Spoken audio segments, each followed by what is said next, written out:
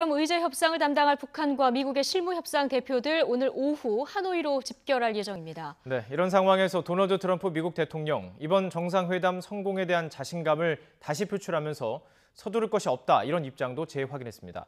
왕선택 통일외교 전문기자 연결해서 북미 정상회담 준비 상황 점검해 보도록 하겠습니다. 왕선택 기자. 네, 왕선택입니다. 네, 스티븐 비건 대북정책특별대표가 하노이에 가는 건 확인이 된 거죠? 네, 그렇습니다. 오늘 새벽에 미 국무부가 확인한 내용입니다. 하노이를 향해 출발을 했고 오늘 날짜에 도착한다는 내용입니다.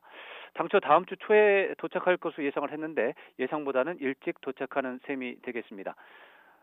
북한 협상대표 김혁철 북한 국무위원회 미국 문제 특별대표는 어제 베이징에 도착을 했고 오늘 하노이에 도착할 것으로 예상이 되고 있고요. 그렇기 때문에 별일이 없다면 내일부터 실무 협상 가운데 의제 협상이 시작이 될 것으로 예상이 됩니다.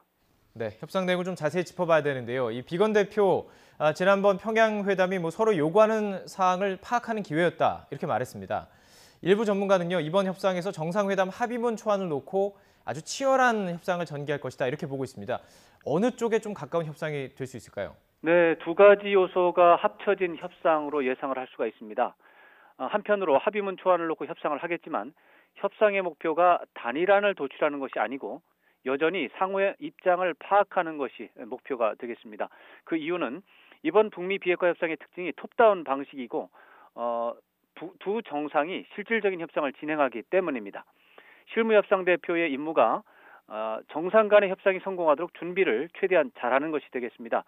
그렇기 때문에 협상 대표가 어떤 결정을 하는 것은 좀 더 강하게 말한다면 금지된 상황이라고 봐야 되겠습니다.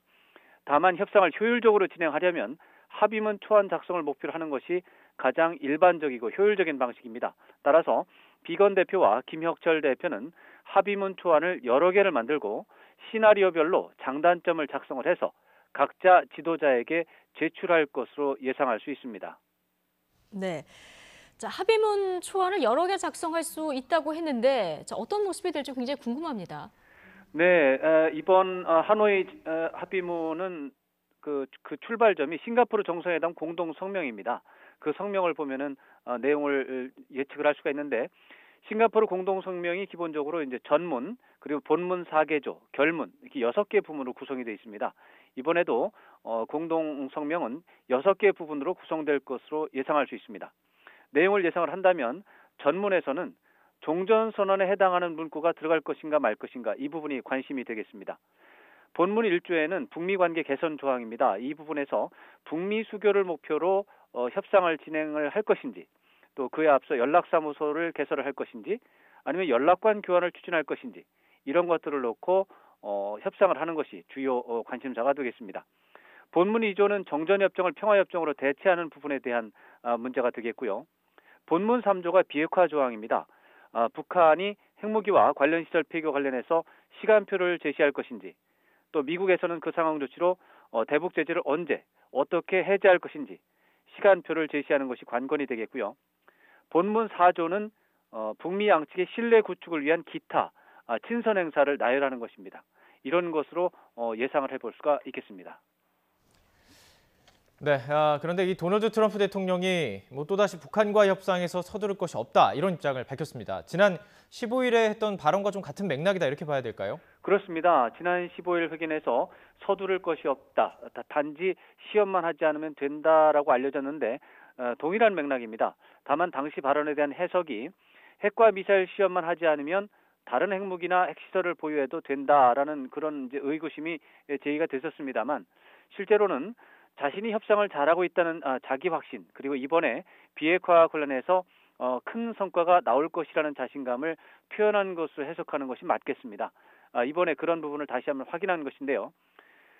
트럼프 대통령의 입장을 좀 정리해서 표현한다면 북한 비핵화가 당연한 목표인데 그를 위해서 압박을 하고 있고 대북 제재를 하고 있으니까 급한 것은 북한이다. 그래서 그렇기 때문에 북한이 핵실험과 미사일 실험을 현재 하지 않고 있는 것이다. 그렇기 때문에 미국이 유리한 것이고 이러한 상황을 만들어 놓은 것은 자신의 협상 전략이 성공했기 때문이다. 이런 주장을 트럼프 대통령은 최근 며칠 동안 계속 반복하고 있다. 이렇게 봐야 되겠습니다. 네. 트럼프 대통령과 문재인 대통령 어제 통화를 했는데요. 문재인 대통령이 대북 경제 협력 부분을 담당할 수 있다. 자, 이렇게 말한 것이 지금 주목되고 있는 상황입니다. 이 말은 어떻게 해석할 수 있을까요?